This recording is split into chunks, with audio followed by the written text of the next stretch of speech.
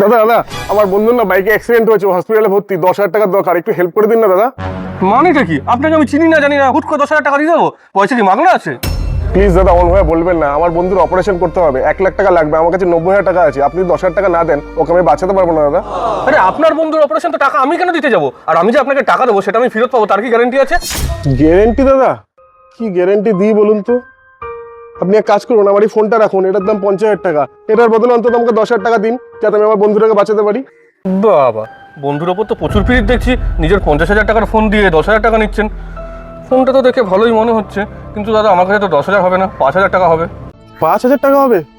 ঠিক আছে দাদা, তাই দিন, দেখি বাকি টাকা যদি অন্য কারোর থেকে জোগাড় করতে পারি। ঠিক আছে, দাঁড়ান দাঁড়ান দিচ্ছি। নিন।